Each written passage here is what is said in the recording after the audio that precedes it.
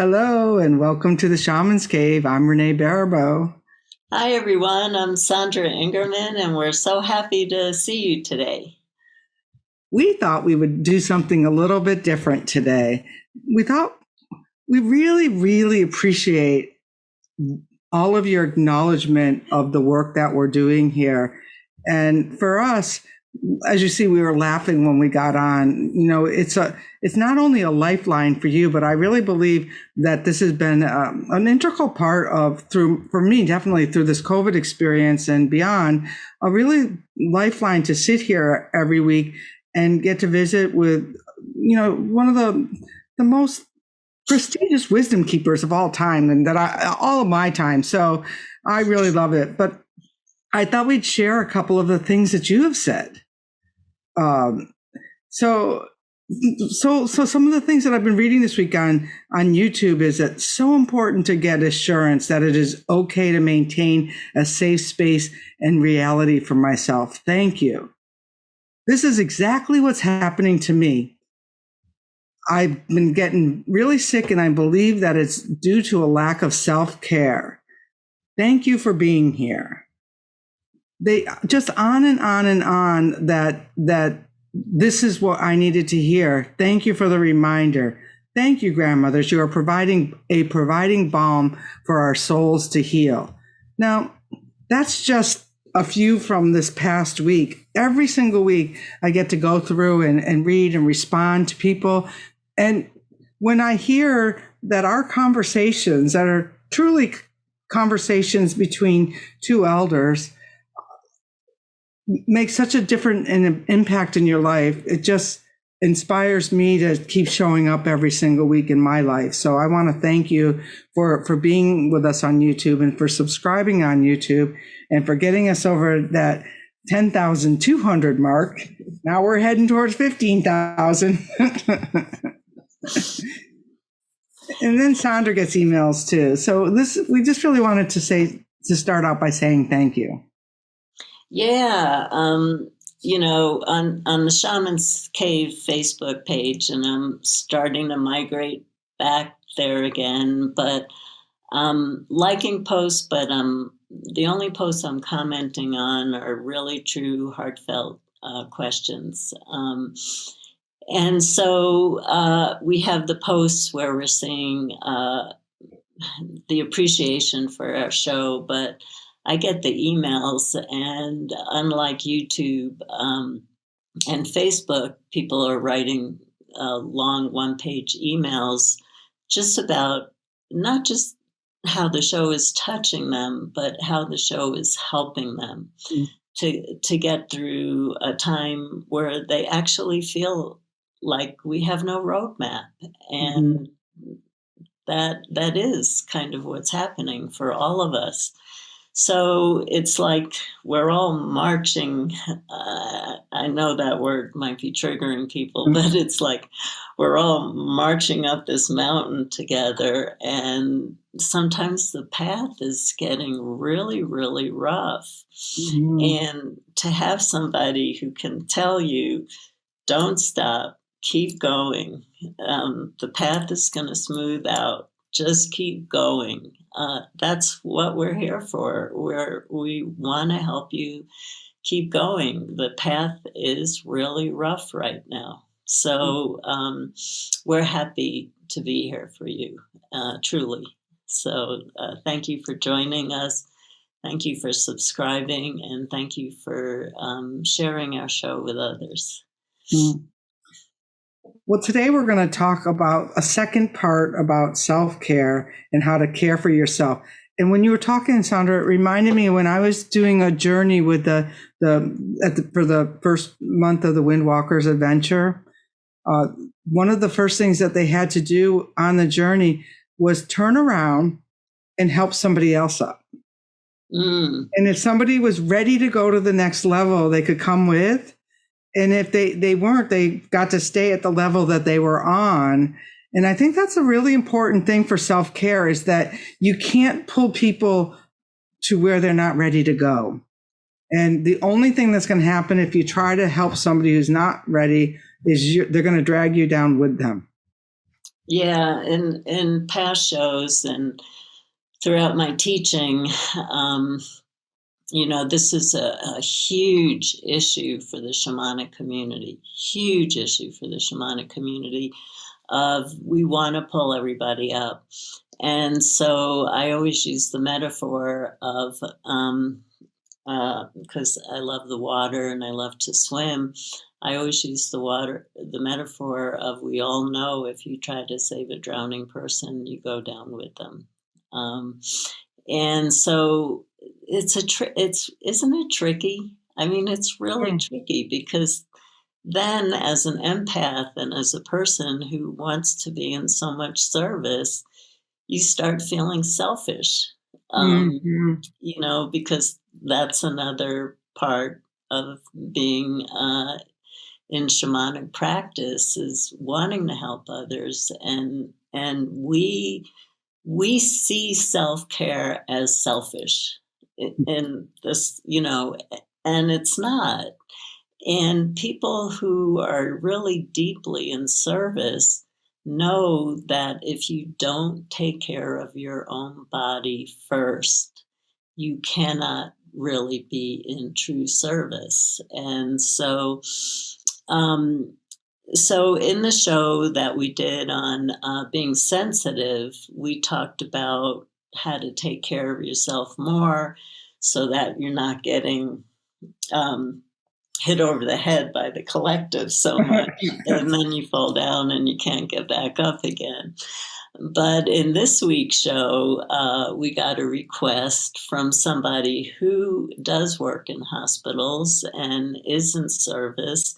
And we've been getting a lot of requests from people who are in hospitals. It's amazing how many healthcare practitioners we have listening to our show, and really grateful for that. And so the question that came up is, as you're taking care of so many people who are in such deep crisis right now, and you have your own losses in your life, what are some practices and rituals where we can deal with self-care? So it's a similar topic that we talked about last time, but this is more about when you're just so out there in the world and you're just getting too exhausted and you have your own losses.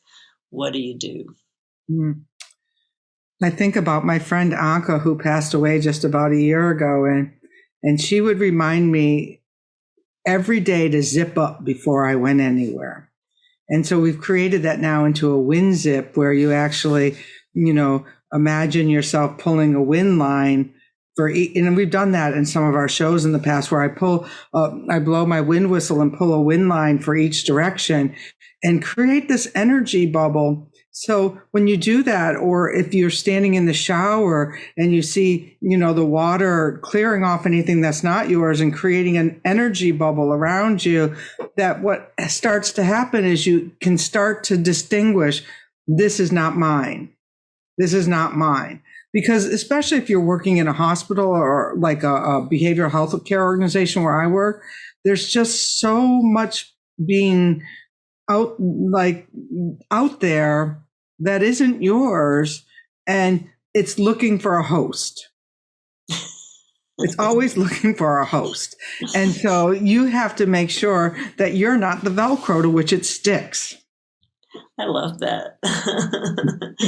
That's incredible. I really, really love that. Yeah. And as you know, I've been on every show, I talk about the blue egg and, how that really happened for me, to connect to what Renee just shared with us is back in the 90s when I still had a very, very full client practice. I started to notice that my sickest clients were doctors, therapists, lawyers, people in the service profession. They were my sickest clients. And so I started to talk to my spirits about that. And I started to ask, what is that? I'm a psychotherapist and shamanic practitioner. So I was understanding the dynamics of what was going on, but I did consult with my spirits. And when people are really desperate, when you have clients who are really desperate or students who are really desperate, and you as a teacher and a healer, no matter what losses you're going through, it's your job to rise up and be a light to others when you're doing your healing work. And people see that light, and it's not intentional. There's no intention in this. It's absolute unconscious on the client's part. They either take some of your soul because they see your light and they feel that they need it, or they attach themselves, as Renee was saying, their soul onto you like Velcro, because they feel that you can take better care of their soul than you can. And so we've seen this over and over and over again. I've written books about this and teach about it. It's just, again, it's unconscious. People have no idea what they're doing. They don't know when they were on the school bus and saw this really pretty girl in a red sweater that through envy or a need that they took a part of this person's soul. This is just part of what we do in this culture. And so, as Renee was sharing, the self-care that we need to do is to be able to still be open, empathetic, and compassionate, but where we don't allow our energy field to become vulnerable to people attaching to us or trying to take our life force from us because they see that they're hungry and they see that they need it. I think we can all relate to this. I've been on both sides. I'm not saying I have not done this in times of need myself. So, we're just being transparent and honest that this is part of human behavior. And especially the question came from somebody in the healthcare setting. And both Sandra and I have learned by trial by fire. And one of the very first serious shamanic clients that I had was dying of breast cancer. And it was a slow, painful death because there was a part of her that wasn't going to reconcile with the fact that this was her experience. And so I want to say that she was doing everything and nothing. Like, she was doing everything from every doctor, every spiritual person she could find, but it wasn't like that she wanted to go in and do the deep diving that was required from her own work. So a few days before she died, I was lighting a candle on my altar for her, and all of a sudden I saw this tentacle that she was still trying to suck the life from me just so she didn't have to die right then. Mm-hmm. And at the time I was baffled. But there was a part of me that was strong enough in my own self that I'm there like, no more. It's your time to go. And I cut that cord with my sword and sent it back, and it turns, and I actually had to cauterize it and do a little bit more with it. But somebody else had the same experience with this person that they didn't want to. They were holding on so much to this physical experience that they were putting cords wherever they could place them. So some of you who are in hospitals with really sick people, they're looking for that lifeline. And if you have that vulnerability to it, you might be it. So you have to be able to scan your bodies every single day. Just like you brush your teeth, you scan your body. Let's see, is there anything attached to me today? Oh, that's not mine. Absolutely. Yeah. And you know that from teaching all those years. Yeah, I've seen the same thing, Renee, in hospital situations. The soul stealing that I was just talking about, again, it's an unconscious act. There's no blame It's what humans do. We're just being realistic. This is what we're dealing with all as practitioners. That people who are dying oftentimes will take they try to take some of the light. You can't take somebody else's light, so it's kind of a false it's a false action of desperation. But start pulling on the energy of their doctors and nurses, and so we've seen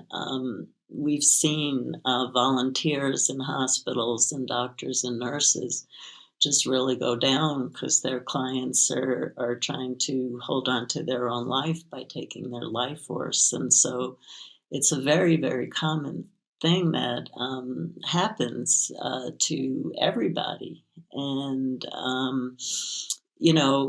there are ways to deal with it. And what the question was in this particular email was, what are some practices that I can do for myself, but I can also bring to my community of healthcare practitioners who are also struggling so much. And so Renee had talked about the wind zip, and I've talked about the blue egg on so many shows. I know that people are familiar with it. I've written 12 books, and it's in all 12 of my books. But the process of transfiguration, which we've done shows on, and we can do something really short, it really works. I cannot tell you how many people have shared that this has literally saved their life. And one of my students who was teaching in a hospital for doctors and nurses during the COVID, he was teaching practices to try and maintain their sanity. He taught them the practice of transfiguration. And when their whole course was over and he asked, what was the greatest practice that I gave you that helped you? They all screamed transfiguration. We want more transfiguration. And transfiguration is really such a simple process where you basically just remember that you're more than a body and you're more than your mind, but your spirit. And that spirit is pure spirit. It's pure light, like the sun, like the stars in the sky, like the moon. It's just light. It can never be harmed. It can never be taken from you. It's always flowing through from the universe. There's no scarcity of it. It's an abundance, and nobody can take it from you. It's your strongest place of protection. And I had a dream when I was teaching a workshop where people were asking so many questions about protection. Jesus came to me in a dream. It was really interesting. And he showed himself in his white robes with, how the pictures of Jesus with the light flowing through his hands.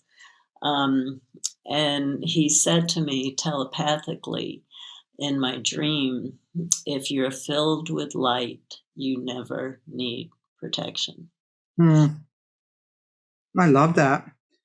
Yeah, that light. I just bought myself one of those sun lamps. It's dark up here, and it fills you with that kind of white light every day. And it's kind of like, so if you're in a darker climate, or you're in a situation where you could tend to go dark a little bit, this Verilux light is really amazing, because when teachers and stuff tell you to fill up with that white light, it's the same kind of white light that's coming from this that we get from the sun. Right. Like to really go out there and be in that light. And the one of the things that I do too with light is that I look through the light and see if there's colors anywhere, or if there's any thickness anywhere, and where there's, just using the light as that vision to see what's stuck. What needs to move, and then just give it a little more light, and it likes to go, and just really, really easy. these tools, this magic that's been available to us that we just have to remember has been on the planet. We keep telling you billions of years. We got disconnected from it. These are all the tools that all of a sudden we had to go sit in a synagogue or a church to remove our sins. Well, go to the sun, go to the wind, go to the water. I have an exercise with water too, where you actually visualize bringing the water up through the balls of your feet, all the way up in your knees, and then your thighs, and then your pelvic area, until it's actually spouting out the top of your head. And with it, it clears anything that's in the way, and then it'll drip out your arms. And any of these exercises that relate to you, whether it's light, water, sound, or the transfiguration, they have to become the habits. Mm-hmm. That's what makes them, I always think to myself, like, the reason that I got through the darkest days of my life was because of the good habits that I had created. Because when I go into a dark slump, I have very good habits that just kick in. Instead of eating a bag of chips, I go take a wind walk. Then I eat the bag of chips. No. I don't ever eat a bag of chips, but you get the point. That ice cream's my downfall. Well, if you see ice cream and a bag of chips is light. That's true. That's right. That's transfiguration. So I lighten up my bowl of mint chocolate chip with light, and then I eat it. And I've always told people that it's not what you eat, it's all the light you add to it. So bless your food. Bless that candy bar before you eat it. That's right. At some other time, I'll tell a funny story about that. But I know that we need to move on with the show a bit. So I just wanted to add a little bit to that. In How to Heal Toxic Thoughts, I taught the simplest practices that you can think of to clear yourself. Because like Renee said, it has to become habit. And people aren't going to make things habit if it's too difficult to do. So I shared case studies about lawyers and doctors going into the bathroom and just washing their hands and imagining everything that they took on in the day or in that hour, just flowing out as they're washing their hands. But for me, this is a really big issue for me. I kind of feel like we just dump all of our junk into the environment, just like we do our garbage. So I ask people, if you release into fire, water, air, or earth, to just please set the intention that whatever you're releasing is transformed into light, so it's feeding the elements and feeding all of life at the same time. So it's a win-win for everybody. You healed yourself and you fed the collective with love, and so it's a win-win. So that's so simple. Those kinds of things are so simple. And so you have amazing imaginations. And so you can go inside, we did a whole show on singing and dancing, and how that is how people in communities dealt with trauma. They just sang and danced. We have filling with light. We have zipping up yourself with the wind. We have blue eggs. We have washing your hands. I love the practice that Renee just shared of watching the water just come through you and release everything through you. You can put a rock in the earth that carries your pain. Use your imagination about what it is that you can use to make sure that you're clear. Because when people start to ask about how do I take care of myself when they're in the service position, it really typically becomes, how do you protect yourself so that you're not letting people take your own energy from you, but mostly, how do you clear yourself from all the pain and suffering that you have just experienced and might have taken on, because that's what's weighing you down. My friend Cindy always professed that for every 1 hour you're working with other people, you take 10 minutes to clear yourself. So if you just did an 8-hour shift at the hospital, that's what an hour or more you need at the end of the day, either to be out in nature or to do some of these practices. And you might be able to speed it up a little bit, but think about that. For every hour, 10 minutes. So that means at your lunch break and when you go to the hospital cafeteria, get your black rock out or whatever it is you do, or that transfiguration, you can get half the day done there and then half the day done when you're done. Yeah, my guardian spirit gave me, back in the 1990s, he had me every night when I went to sleep to look at, number one, how many toxic thoughts I put out during the day, and number two, what have I taken on, and what do we need to clear before you go to sleep tonight.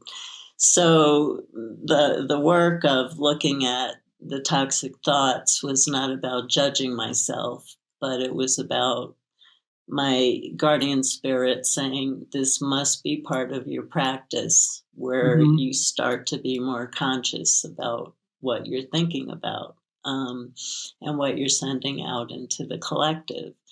And then the second part was, what do you need to release so that you don't go to bed and something's moving through your body that's going to need further work at a later time. So, it's like how we clean ourselves. We clean ourselves physically. We have to clean ourselves mentally and spiritually at the same time. It's all part of our maintenance. And I know that I know, because of how many people email me and post, I know that people are starting to feel tired about how much maintenance bodies need. Especially as we get older. The bottom line is, until we go home, our bodies need maintenance, and it's just fact. I agree. And one final thought from me is 8 glasses of water, or whatever your body requires, is really key to keep it all flowing. Because I can tell as soon as, if my mood starts to slump in the day, if I drink a whole full glass of water, I'm like the tulip outside. I just revitalize.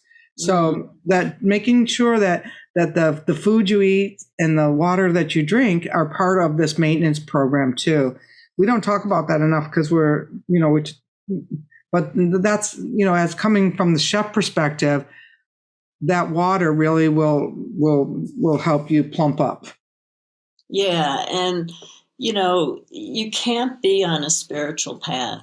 And I try to share this with people, because a lot of people choose a spiritual path because they don't want to do the work on their body. And unfortunately, as I said, until you go home, you have to. And so,